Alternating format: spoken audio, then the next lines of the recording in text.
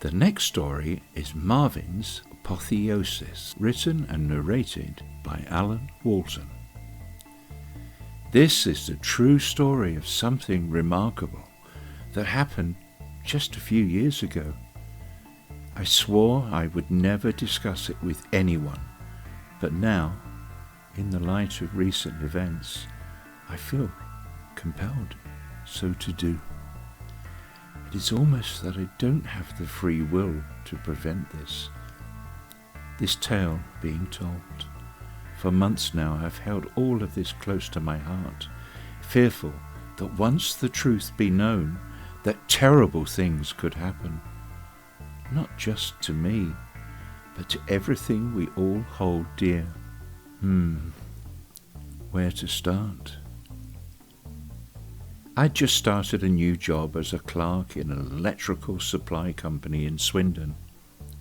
It suited me just fine, and I had my own desk next to the window, and I would often gaze down at the folk wandering below, seemingly like insects on the march, and, in many cases, stopping, looking around, and wandering off in another direction.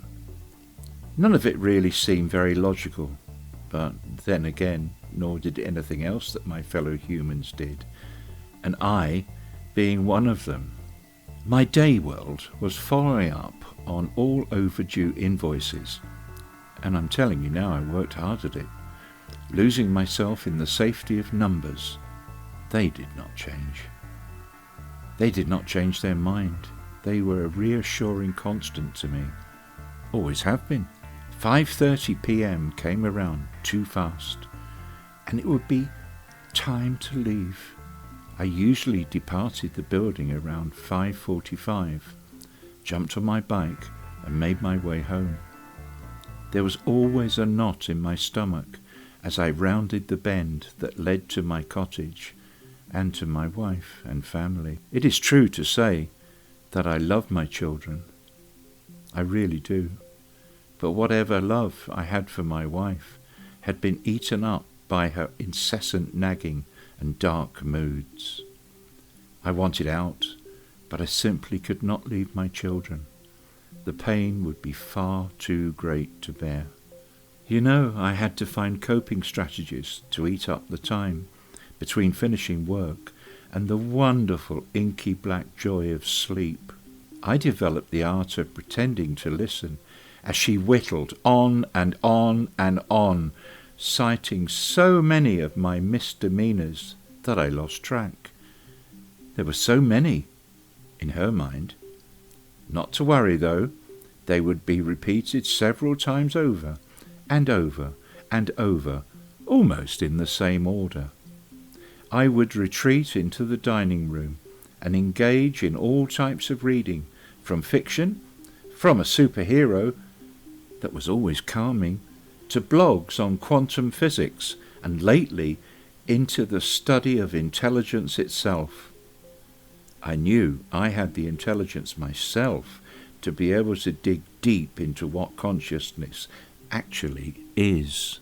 And then my wife left me and took the children.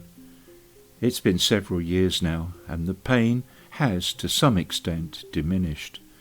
It was the closest thing to being stabbed in the heart with a knife that I could ever conceive of. What did I do then? I buried myself in work, which I enjoyed. Going home to an empty house, save for our cat, James T. Kirk, who I studied closely, was at the start a hard thing to do, but I did get through to it, or should I say him, by totally devoting myself to my study of consciousness. Yes, James T. did have a great awareness of his surroundings, but any meaningful communication was virtually impossible. If it did not involve the promise of food, which he classified as a priority, then his mind would switch off and preening would commence, or some whining to be let out of the room.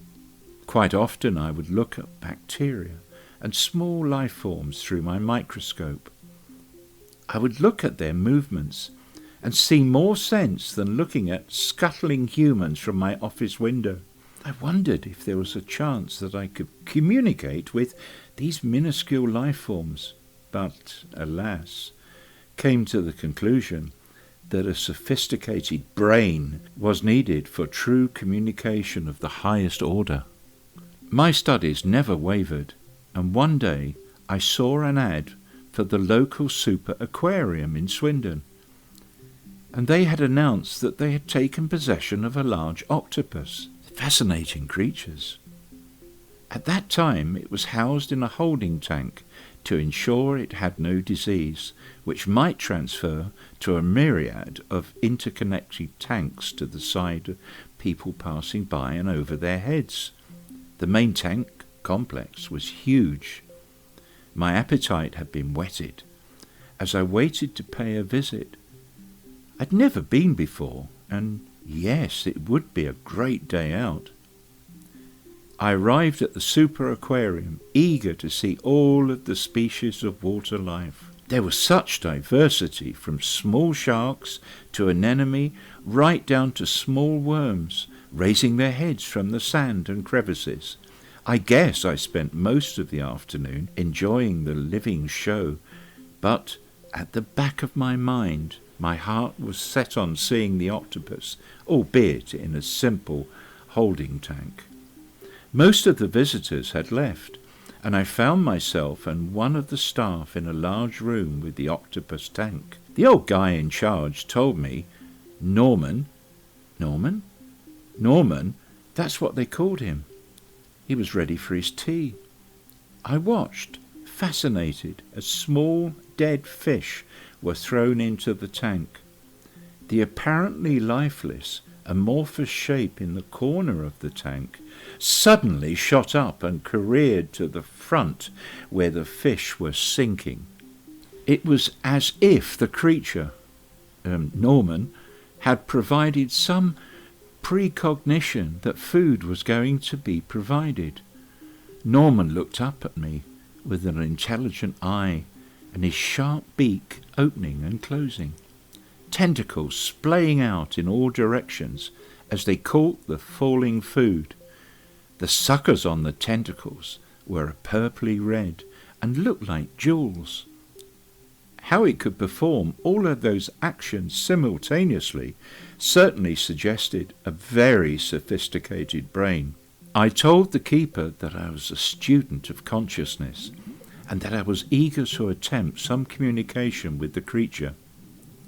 He smiled, chuckled, and told me he had some other duties to perform, and left me to it. This was marvellous because I could be alone with Norman and to see what I could discover. I stood close to the front of the tank and saw him, now settled down in the far corner, having had his meal, obviously content.